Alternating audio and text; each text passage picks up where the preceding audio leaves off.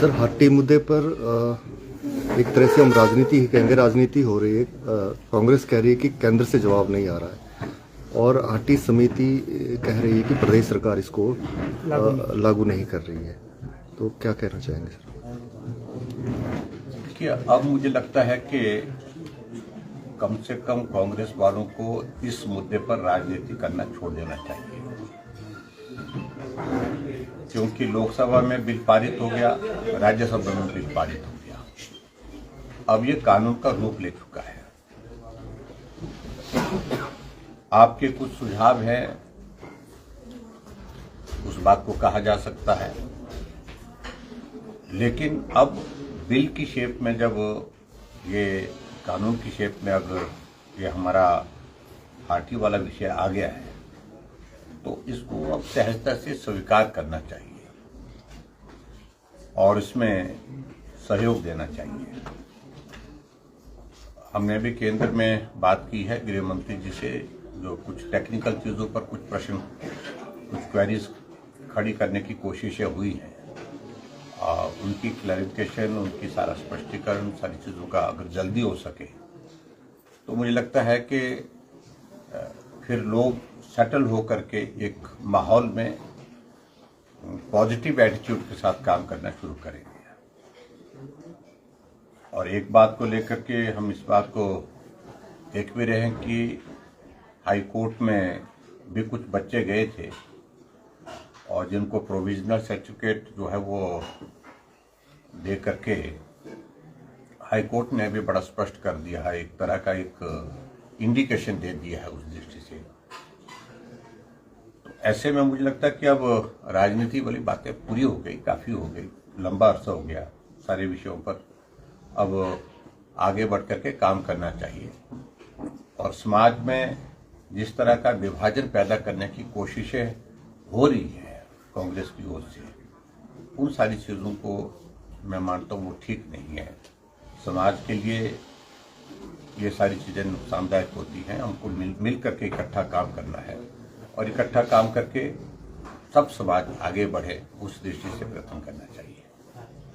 Sir, विधानसभा के last session पे बोलेंगे, ये कैसा रहा? विधानसभा का सत्र समाप्त हुआ। अभी ये शीतकालीन सत्र था जिसमें 5 सीटिंग्स थी। कोई भी मुद्दा ऐसा नहीं है जिसको हम इस छोटे से कार्य का मतलब समय में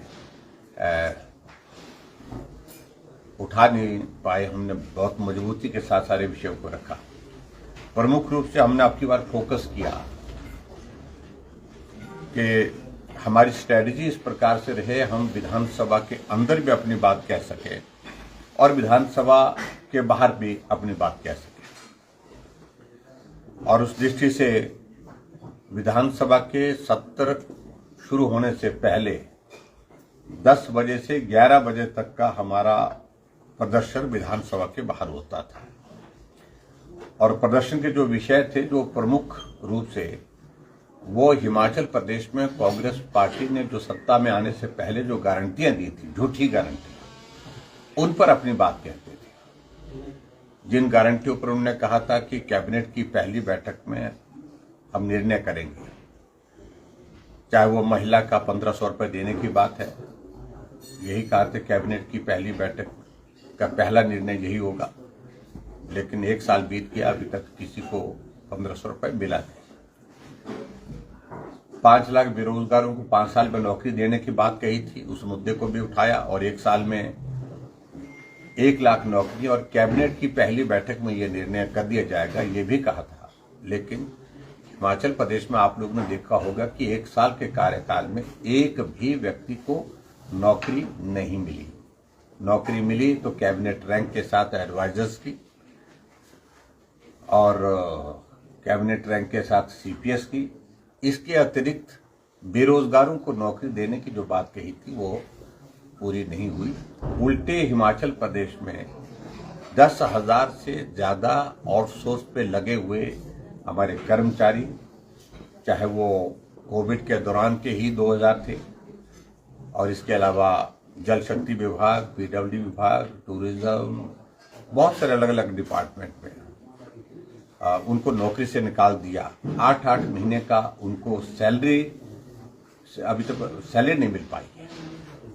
तो ये परिस्थिति उनकी गारंटी पर है। 300 यूनिट बिजली फ्री देने की बात कही थी, उल्टी बिजली महंगी कर दी। गोबर खरीदने की बात कही थी 2 रुपए किलो के हिसाब से, उसमें कोई प्रगति नहीं हुई। दूध गाय का 80 रुपए और भैंस का 100 रुपए लीटर खरीदने की बात कही थी। उन्होंने तो किलो के हिसाब से लिखा हुआ उसमें, और बात भी किलो के हिसाब से कही है। और हमारा ये मानना है कि दूध जो है वो लीटर के हिसाब से खरीदा जाता है, बेचा जाता है।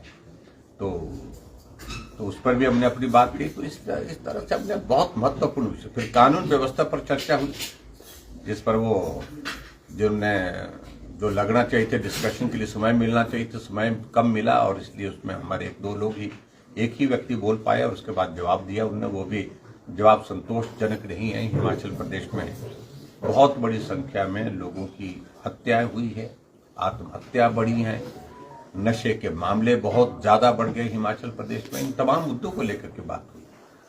और हिमाचल प्रदेश में इसके अलावा और भी जो बड़े इश्यूज थे, जो महत्वपूर्ण इश्यूज थे, उन पर हमने बात कही है। लेकिन इतना मैं देख रहा हूं कि कांग्रेस बहुत ज्यादा गंभीर नहीं लगती है। उनको अच्छी तरह से मालूम हो गया कि हमने जो झूठी गारंटियां दे करके सत्ता तो हासिल कर ली, लेकिन ये गारंटियां गले की फांस बन गई, और ऐसे में ये गारंटियां ही वजह बनेगी कांग्रेस को सत्ता से बाहर होने का। ऐसा एक डर का, एक दहशत का एक माहौल भी उनके मन में है। और मैं यही कहूंगा कि अभी हम लोकसभा के चुनाव की दृष्टि से काफी करीब पहुंच गए हैं, और लोकसभा के चुनाव में कांग्रेस को यह गारंटी महंगी पड़ेगी। ये पूरा मंत्रिमंडल दिल्ली बुलाया है कांग्रेस हाईकमान ने, क्या गुटबाजी के रूप में या लोकसभा की? देखिए, ये तो मुझे मालूम नहीं ज्यादा, लेकिन मुझे जानकारी मिली है कि बुलाया गया तो इसी वजह से कि सब ठीक नहीं है, और संभावनाएं कई तरह की व्यक्ति जारी है। मुख्यमंत्री मंत्रियों के विभाग बदलना चाहते हैं, लेकिन मंत्रियों ने विभाग बदलने की बात सुन करके उनको कह दिया कि अगर ऐसा होगा तो हम मंत्रिमंडल से ही हम छोड़ करके चले जाएंगे। किसी वरिष्ठ मंत्री को स्पीकर बनाने की कोशिश हुई विधानसभा का, लेकिन उसमें भी सफलता हासिल नहीं हो पाई। तो ऐसी बहुत सारी चीजों को लेकर के चला है, और सीपीएस वाला मामला कोर्ट में चला हुआ है, और कोर्ट में अब 2 तारीख की हियरिंग लगी है, नेक्स्ट जनवरी की, जिसमें उनके भविष्य पर भी प्रश्न चिन्ह खड़ा हुआ है। और मेरा ये मानना है कि सुप्रीम कोर्ट की ऑलरेडी जजमेंट्स उसमें हैं, और ऐसी सूरत में उसमें बहुत बड़ी संभावना नहीं है बचने की। अल्टीमेटली ये स्थिति है हिमाचल प्रदेश में कांग्रेस पार्टी की। 1 साल का कार्यकाल अत्यंत निराशाजनक रहा है। सारे विकास कार्य ठप पड़े हैं, और हिमाचल प्रदेश में 500 से ज्यादा लोगों की जिंदगी इस त्रासदी जो बरसात के दौरान हुई, जिसमें सिरमौर में भी आपके जहां पर एक जगह 5 सदस्य एक ही परिवार के जहां गए भी थे, दब गए थे, और लेकिन फिर भी जश्न मना रहे हैं। जिस हिमाचल प्रदेश में एक भी आदमी घर के बिना नहीं था, आज हजारों लोग बेघर हुए पड़े हैं, उसके बावजूद भी जश्न मना रहे हैं। बेरोजगार सड़कों पर हैं, फिर भी जश्न मना रहे हैं।